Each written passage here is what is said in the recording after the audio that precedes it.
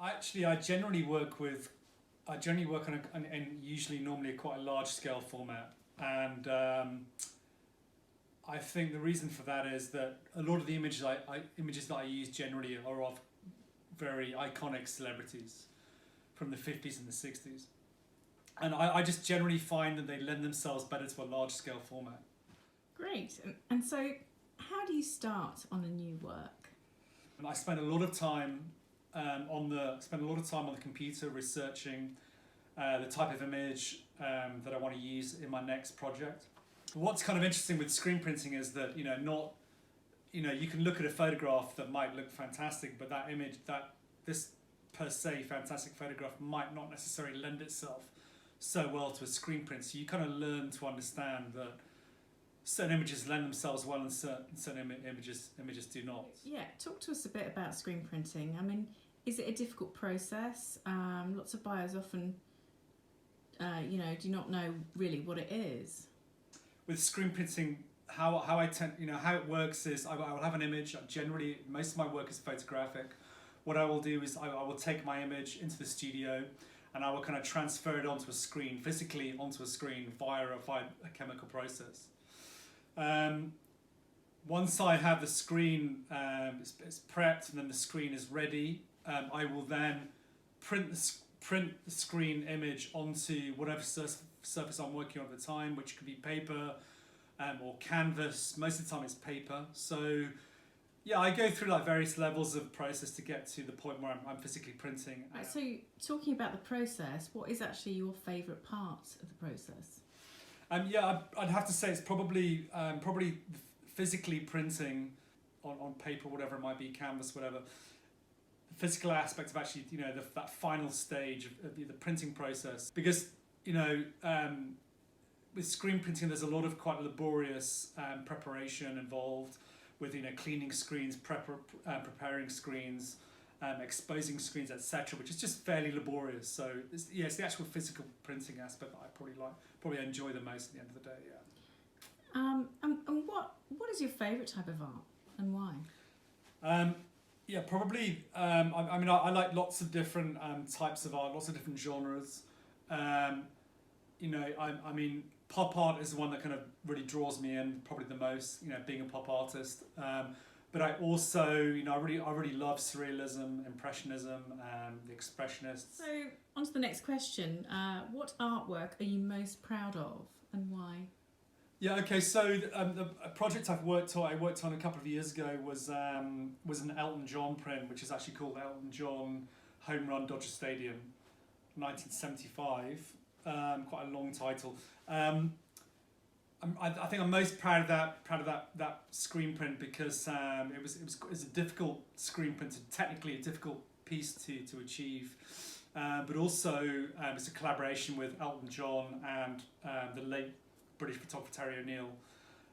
So we all collaborated together and we came up with the project. And I created a proof before doing the edition.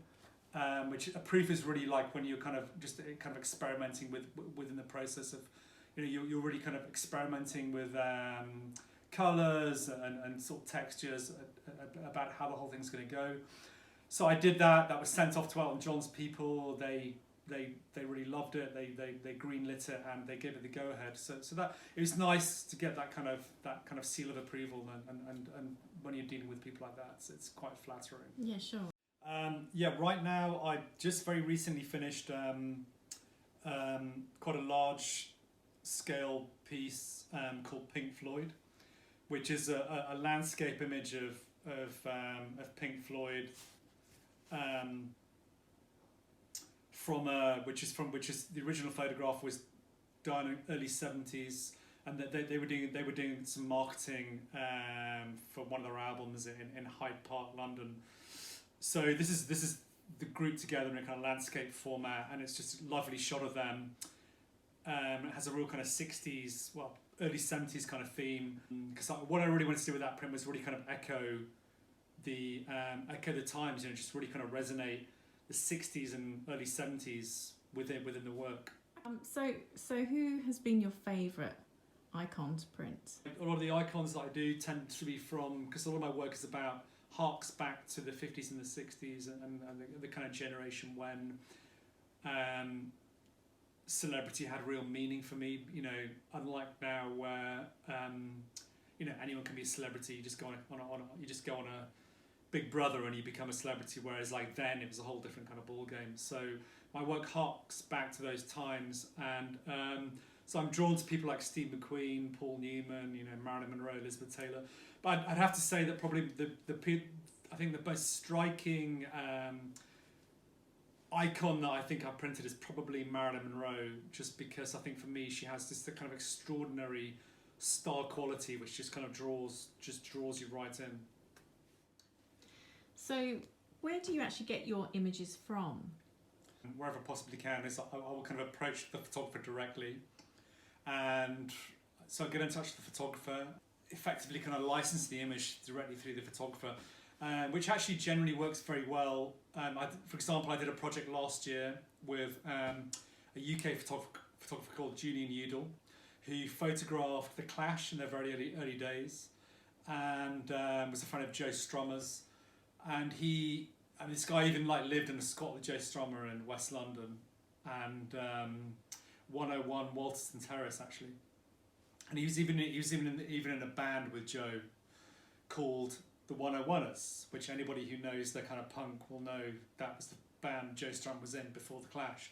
So Julian took a lot of photographs of the Clash just before they were about to go on stage at the Royal College of Art, which was their first gig in the early 70s. So it's a great shot of Joe, which I turned into a screen print, and it's a collaboration we did. Julian co-signed the print, and we released the print through galleries in London and Cambridge. But what was your style like before?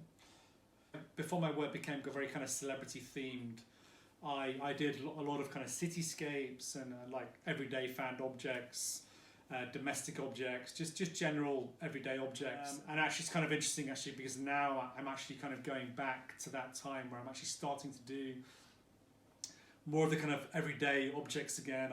I did I've just done this kind of series of scissors, which are digital works that I've just done and released literally last week. So yeah, that was what I was doing before. Well, thank you very much, David Studwell. It was lovely to talk with you. And you, thank you very much.